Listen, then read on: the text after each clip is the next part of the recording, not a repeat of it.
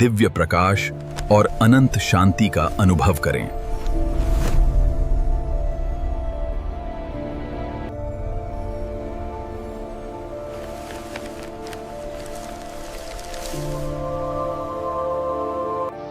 Praise the Lord, जय मसीह की। आइए, आपका स्वागत है स्वर की अंतर्दृष्टि में। आज लास्ट अध्याय है, 35 एपिसोड पूरे हो जाएंगे और आपको इस चैनल का लिंक डिस्क्रिप्शन में दे दिया जाएगा।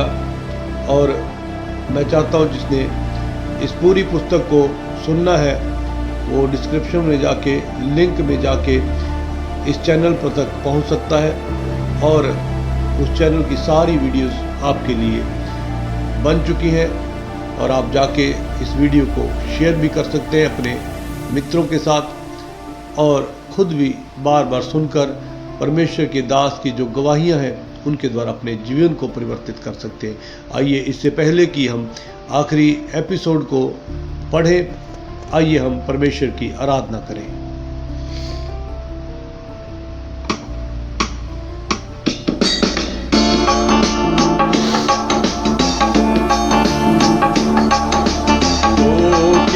गुनामा तो नवा कर दे, नवा कर दे, ओके गुनामा तो नवा कर दे, नवा कर दे। रू अपनी नू मेरे नाल कर दे, मेरे नाल कर दे, ओके गुनामा तो नवा कर दे, नवा कर दे। हाँ, तो के गुनावा तो नवा कर दे, नवा कर दे। हाँ, मेरी खतावा मेरे सामने आ बहदियां, मेरी खतावा मेरे सामने आ बहदियां, तेरे वल वधण तो रोक दिया रहदियां, तेरे वल वधण तो रोक दिया रहदियां। सारियां रुकावटां परां कर दे, परां कर दे। हाँ, सारियां रुकावटां परां कर दे, परां कर दे। हाँ, रू अपनी नू मेरे नाल कर दे, मेरे नाल कर दे, ओके गुनावा तो नवा कर दे, नवा कर दे। हाँ, ओके गुनावा तो नवा कर दे, नवा कर दे। मेरे गुनावा तैथों दूर कर छड्डिया, मेरे गुनावा तैथों दूर कर छड्डिया, सुके होए रुख वांगू कला कर छड्डिया, सुके होए रुख वांगू कला कर छड्डिया। जिंदगी दा पानी दे हरा कर दे, हरा कर दे। हाँ, जिंदगी दा पानी दे हरा कर दे, हरा कर दे। हाँ, रू अपनी नू मेरे नाल कर दे, मेरे नाल कर दे, तो के गुनावा तो नवा कर दे, नवा कर दे। यीशु तेरे वल अखां वेखदियां रहदियां, यीशु तेरे वल अखां वेखदियां रहदियां, तेरी हजूरी लई तरसदियां रहदियां, तेरी हजूरी लई तरसदियां रहदियां। दे दे हजूरी यीशु, हाँ कर दे तू, हाँ कर दे। हाँ, दे दे हजूरी यीशु, हाँ कर दे तू, हाँ कर दे। हाँ, रू अपनी नू मेरे नाल कर दे, मेरे नाल कर दे, तो गुनामा को नवा कर दे, नवा कर दे। हाँ, तो के गुनामा को नवा कर दे, नवा कर दे। ये हम भाई डीजीएस दिनकरण जी द्वारा लिखित पुस्तक को पढ़ते हैं। अध्याय 10, विश्वास योग्य स्पर्श। यदि हम अविश्वासी भी हों तो भी वह विश्वास योग्य बना रहता है, क्योंकि वह आप अपना इनकार नहीं कर सकता। उपरोक्त पद विश्वास योग्यता के प्रत्येक आशय में सच्चा है। हमारे विश्वासघाती स्वभाव को चित्रित करने के लिए मैं आपको एक सच्ची कहानी सुनाता हूँ। एक रविवार को एक छोटी लड़की अपने माता पिता के साथ गिरजे जाने के लिए तैयार थी। उसकी माँ ने उसे 2 सिक्के दिए, एक गिरजे की चंदे की प्लेट में डालने के लिए जो कि सभा के समय उनके सामने लाई जाएगी, और दूसरा गिरजे के बाद 1 कप आइसक्रीम खरीदने के लिए। वह लड़की बहुत प्रसन्न हुई और अपने माता पिता के साथ गिरजे जाने के लिए निकल पड़ी। उसके सीधे हाथ में दोनों सिक्के थे और वह रास्ते में उनसे खेलती रही।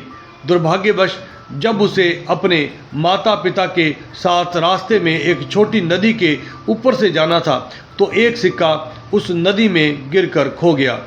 उस लड़की को बहुत दुख हुआ।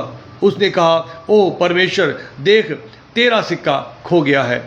हम भी परमेश्वर से और उसकी बातों से इसी प्रकार का व्यवहार करते हैं। हम कभी कभार ही परमेश्वर को और परमेश्वर की बातों को प्राथमिकता देने में विश्वास योग्य रहते हैं, परंतु परमेश्वर हर एक परिस्थिति में विश्वास योग्य बना रहता है। मुझे एक हृदय स्पर्शी कहानी सदैव याद रहती है। किसी शहर में एक विधवा अपनी इकलौती बेटी जैन के साथ रहा करती थी। उसने बड़ी कठिनाई से प्रतिदिन कई घंटों काम करके अपनी बेटी को पाल कर बड़ा किया, और जब उस लड़की ने अपनी स्नातक बीए की परीक्षा पास कर ली तो उसने चाहा कि वह किसी दूसरे शहर में जाकर एक अच्छी नौकरी की तलाश करे। उसने अपनी माँ से कहा कि वह दूसरे शहर में जाकर काम करेगी और बहुत सा धन कमाएगी, फिर लौट आएगी ताकि वे दोनों मिलकर आराम से रह सकें। तो वह एक बड़े शहर में जाकर एक अच्छी नौकरी करने लगी, किंतु वह बुराई में फंस गई और उस शहर के आवारा नौजवानों की ओर से आकर्षित हो गई। शीघ्र ही वह अपनी माता के विषय में और उस अस्तित्व के विषय में ही सब कुछ भूल गई। वह संसारिक पापमय भोग विलास में डूब गई। अंत में वह दिन आ पहुंचा जब समाज ने उसे तिरस्कृत कर दिया, क्योंकि अब उसमें किसी प्रकार का सौंदर्य नहीं बचा था। ऐसे दुख व अकेलेपन की दशा में उसे अपनी माँ का प्रेम याद आया। उसे अपनी माँ के प्रेम और आलिंगनों की चाह हुई और उसने घर वापस आकर अपनी माता से मिलने का निर्णय लिया। जब वह घर पहुंची तो उसने देखा कि सारा बगीचा सूखा पड़ा है, बर्बाद पड़ा है। उसने बगीचे का दरवाज़ा खोला और बगीचे में से होते हुए घर की ओर चलना आरंभ किया। वह बहुत हिचकिचाते हुए सीढ़ियों पर चढ़ी और देखा कि सामने का दरवाज़ा थोड़ा सा खुला हुआ था। जब उसने घर के अंदर झांक कर देखा तो सब कुछ अंधेरा था। जब वह अपनी आंखों को गड़ाकर अपनी माता को अंधेरे में ढूंढ रही थी तो उसकी प्यारी माँ की दुर्बल आवाज़ यह करते हुए सुनाई दी, अंदर आजा जैन, अंदर आजा। जैन तुरंत उस आवाज़ की दिशा में भागी और अपनी भूखी मरती हुई माता के दुर्बल शरीर को पलंग पर निसहाय पड़ा हुआ देखा। उसने अपनी माता को गले लगाया, चूमा और फूट फूट कर रोती गई। उसकी माता ने बड़ी कठिनाई से उसे चूमा। जैन ने जिज्ञासापूर्वक अपनी माँ से पूछा, माँ, आपको कैसे मालूम हुआ कि इतने वर्ष बाद आपकी जैन ही लौट कर आई है? माँ मुस्कुराकर बोली, क्या मैं नहीं जानती कि मेरी छोटी जैन बगीचे के दरवाजे को धक्का देकर कैसे फुर्तीले कदमों से घर में घुसती थी? ओह, मैं इतने वर्षों से उन्हें फुर्तीले कदमों की आवाज़ सुनने के लिए रुकी हुई थी, जैन का हृदय टूट गया। वह एक नई इंसान बन गई। जैन की प्यारी माता के समान परमेश्वर हमारे प्रति अपने प्रेम में विश्वास योग्य बना रहता है। चाहे हम विश्वास योग्य रहें चाहे ना रहे, पवित्रता में विश्वास योग्यता।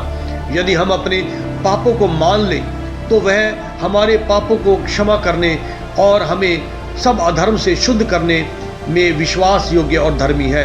परमेश्वर की इस प्रतिज्ञा अनुसार जो कोई भी उसके पास पापों की क्षमा के लिए आता है वह सारे पापों से शुद्ध किया जाता है और परमेश्वर की सामर्थ से पवित्र रखा जाता है, जैसे निम्नलिखित वचन हमें बताता है। शांति का परमेश्वर आप ही तुम्हें पूरी रीति से पवित्र करे और तुम्हारी आत्मा और प्राण और देह हमारे प्रभु यीशु मसीह के आने तक पूरे पूरे और निर्दोष सुरक्षित रहे।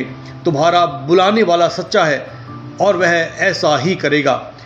जब श्री रिचर्ड निक्सन यूएस के राष्ट्रपति थे तो उनके विरुद्ध एक बड़ी अपमानजनक कार्रवाई की गई, जिसे वाटरगेट स्कैंडल कहते हैं। राष्ट्रपति के कई अफसरों और सहकर्मियों को इस कार्रवाई में घोटाले में सहअपराधिक के लिए कई प्रकार के दंड दिए गए, जिसमें जेल में जाने का दंड भी सम्मिलित था। श्री रिचर्ड निक्सन के विश्वास पात्र श्री चक हॉल्सन को जेल भेज दिया गया। इस जेल यात्रा से कुछ दिनों पहले ही श्री हेल्सन ने अपना हृदय प्रभु को समर्पित कर दिया था। कई दिन गुजर गए। वे परमेश्वर से विनती कर रहे थे कि वह किस तरह उन्हें जेल से बाहर निकाल दे। जब जेल में उनकी पहली वर्षगांठ तक कुछ नहीं हुआ तो वे बड़े निराश हो गए और चिल्ला उठे, परमेश्वर तू कहाँ है? उसी क्षण उनके मित्र यूएसए के नए राष्ट्रपति श्री जेरल्ड फोर्ड की ओर से एक संदेश लेकर जेल में तेजी से आए। श्री हेल्सन उस संदेश को सुनकर अवाक और स्तब्ध रह गए, क्योंकि राष्ट्रपति ने उन्हें राष्ट्रपतीय क्षमादान प्रदान कर दिया था। श्री हेल्सन ने परमेश्वर के प्रेम की विश्वास योग्यता को पहचाना और अपनी कृतज्ञता दर्शाने के लिए अपना बाकी जीवन परमेश्वर की सेवकाई के लिए समर्पित कर दिया। सहभागिता में विश्वास योग्यता। परमेश्वर सच्चा है जिसने तुमको अपने पुत्र हमारे प्रभु यीशु मसीह की संगति में बुलाया है। हमारी यह सहभागिता पिता के साथ और उसके पुत्र यीशु मसीह के साथ है। जी हाँ, इन दोनों वचनों के अनुसार यह परमेश्वर की इच्छा है कि वह हमें अपने साथ एवं प्रभु यीशु मसीह के साथ सहभागिता में रखे। वह ऐसा करने में विश्वास योग्य है। निम्नलिखित दो पदों के अनुसार हमारा जीवन उसके जीवन के साथ इस प्रकार जुड़ा जाता है, इसलिए कि हम उसकी देह के अंग हैं और जो प्रभु की संगति में रहता है वह उसके साथ एक आत्मा हो जाता है। जी हाँ, उसका पवित्र आत्मा हमारे शरीर, प्राण और आत्मा में हमें उस पुनरुत्थित प्रभु से जोड़ देता है। कई वर्ष पूर्व मैं परमेश्वर की सेवकाई करने में स्विट्जरलैंड गया था। वहाँ पर सेवकाई करते समय दो भाइयों को प्रार्थना के लिए मेरे पास लाया गया। उसकी समस्या बड़ी विचित्र थी। बड़े भाई को कभी कभी एक विशेष प्रकार का सिर दर्द होता था। जब कभी भी वह असहनीय दर्द उसके सिर में उठता था तो वह नियंत्रण खो देता था और सबसे पास वाली दीवार के पास जाकर रिहाई पाने के लिए जोर जोर से अपना सिर उस पर मारता था। उसका छोटा भाई, जो उससे हृदय की गहराई से प्रेम करता था, भागकर उसके पांव दीवार से दूर खींचता था ताकि उसका भाई उस दीवार पर अपना सिर ना मारे। यह बात कई दिनों तक चलती रही। इसके कुछ समय बाद जब भी बड़े भाई के सिर में दर्द होता था तो उसी समय छोटे भाई के हाथों में भी उसी प्रकार का दर्द होने लगता था। वह भी दर्द के कारण पीड़ित होने लगता था, परंतु फिर भी अपने बड़े भाई की सहायता के लिए दौड़ कर आता था। ओह, इन दोनों भाइयों के दुख का वर्णन नहीं किया जा सकता था। जी हाँ, केवल वह प्रेम का बंधन जो इन दोनों भाइयों के बीच में था, उनकी उस रोने की घाटी में से होकर चलने में सहायता करता था। प्रभु हमारे साथ इसी प्रकार की सहभागिता, जैसा कि पहला यूहन्ना 1:3 में बताया गया है। प्रभु यीशु मसीह हमें अपने भाई बहन कहता है। जब हम इस संसार में दुख उठाते हैं तो वह भी हमारे साथ दुख अपने ऊपर ले लेता है। दूसरा कुरिन्थियों 5:21 में हमें बताता है कि हमारे पापों को अपने ऊपर उठाकर वह हमारे लिए पाप बन गया। हमारी सारी निर्धनता अपने ऊपर लेकर वह हमारे लिए निर्धन बन गया। गलातियों 3:13 में हम पढ़ते हैं कि मानव जाति का हर एक श्राप अपने ऊपर लेकर वह हमारे लिए श्राप बन गया। प्रतिज्ञाओं में विश्वास योग्यता, अपनी आशा के अंगीकार को दृढ़ता से थामे रहे, क्योंकि जिसने प्रतिज्ञा की है वह सच्चा है। सारा ने प्रतिज्ञा करने वाले को सच्चा जाना, क्योंकि परमेश्वर की जितनी प्रतिज्ञा हैं वे सब उसी में हाँ के साथ हैं। इसलिए उसके द्वारा आमीन भी हुई है कि हमारे द्वारा परमेश्वर की महिमा हो। आइए मैं उन लोगों के लिए हमारे प्रभु यीशु के द्वारा दी गई एक उत्तम प्रतिज्ञा का उदाहरण देता हूँ, जो कि उसके पवित्र आत्मा पाने की खोज में है। जब तुम बुरे होकर अपने लड़कों को अच्छी वस्तुएं देना जानते हो, तो स्वर्गीय पिता अपने मांगने वालों को पवित्र आत्मा क्यों ना देगा। मेरा पोता सैम जो 13 वर्ष का था और मेरी पोती शैरन जो 11 वर्ष की थी, उस छोटी आयु में भी पवित्र आत्मा के प्यासे थे। वे परमेश्वर की प्रतिज्ञा पर विश्वास करते थे। एक बार हमने केवल उन सुसमाचार प्रचारकों के लिए एक सभा रखी जो कि हर प्रकार से परमेश्वर की सामर्थ्य की खोज में थे। इन दोनों छोटे बच्चों को सैकड़ों परमेश्वर के सेवकों के साथ घुटने टेककर और पवित्र आत्मा की भरपूरी के लिए परमेश्वर को पुकारते देखना एक आश्चर्यजनक नज़ारा था। प्रभु ने अपनी दया से उन दोनों को अपने पवित्र आत्मा से भरा। आज वे संसार भर में अपने माता पिता के साथ सुसमाचार प्रचार करने में यात्रा करते हैं। जी हाँ, पवित्र आत्मा देने की परमेश्वर की प्रतिज्ञा उनकी छोटी आयु में भी सच्चे रूप से पूरी हुई है। उसी प्रकार परमेश्वर के प्रत्येक बच्चे के लिए एक स्वर्गीय घर तैयार करने की हमारे प्रभु यीशु की निम्नलिखित प्रतिज्ञा भी अवश्य पूरी होगी। मेरे पिता के घर में बहुत से स्थान हैं, यदि ना होते तो मैं कह देता, क्योंकि मैं तुम्हारे लिए जगह तैयार करने को जाता हूँ, और यदि मैं जाकर तुम्हारे लिए जगह तैयार करूँ तो फिर आकर तुम्हें अपने यहाँ ले जाऊँगा, कि मैं जहाँ रहूँ वहाँ तुम भी रहो। कई वर्ष पूर्व एक अज्ञेयवादी मनुष्य ने मुझसे एक बहुत कठिन प्रश्न पूछा। उन्होंने पूछा, दिनाकर जी, तुम हर समय पृथ्वी और स्वर्ग की बातों से संबंधित परमेश्वर के वचन की विश्वास योग्यता पर इतना जोर देते रहते हो। यदि परमेश्वर के वचन को झूठा प्रमाणित कर दिया जाए तो तुम क्या करोगे? पवित्र आत्मा की सहायता से मैंने उन्हें उत्तर दिया, मेरे भाई, जो कुछ भी बाइबल ने सूर्य, चंद्रमा, तारों और नक्षत्रों के विषय में कहा है वह 100% ठीक प्रमाणित हुआ है। उसी प्रकार जो कुछ भी यह मेरी आत्मा के विषय में कहती है वह भी सच ही होगा। वे अत्यधिक प्रसन्न और कायल हो गए।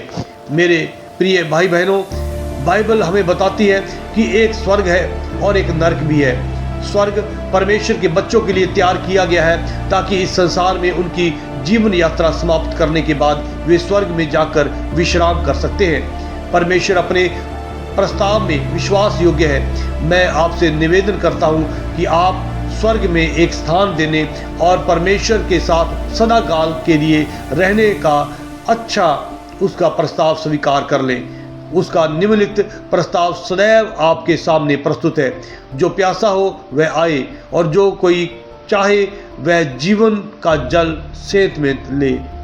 धन्यवाद करते हैं परमेश्वर का कि हमें इस पुस्तक को पढ़ने में सहायता दी, और मैं धन्यवाद करता हूँ सारी कलीसियाओं का जिन्होंने इस पुस्तक को सुना और अपने जीवन में चेंजेस लेके आए हैं। मैं धन्यवाद करता हूँ। मुझे बड़ी खुशी है कि इस पुस्तक को हमने आज समाप्ति की है, और इसके टोटल 35 एपिसोड हो चुके हैं। जिन भाइयों बहनों ने इस एपिसोड को देखना है, सुनना है, वो दोबारा से जाके 1 से लेके 35 तक इस एपिसोड को देखकर अपने जीवन में बदलाव ला सकते हैं। परमेश्वर ने भाई डीजीएस दिनाकर जी को आशीषित किया है। मेरा विश्वास है अगर उनके द्वारा लिखित ये पुस्तक है तो जो सुनेगा वो भी आशीष पाएगा। आओ आज हम प्रार्थना करते हैं। धन्यवाद पवित्र पिता यीशु के सामर्थी नाम से एक एक बेटे बेटी को आशीषित कर, जिन तक ये वचन पहुँचे, जिन तक ये पुस्तक पहुँचे, वो ब्लेस्ड हों और तेरे सच्चे स्वर्गीय ज्ञान को जानने पाए। यीशु के सामर्थी नाम से आमीन। जय मसीह।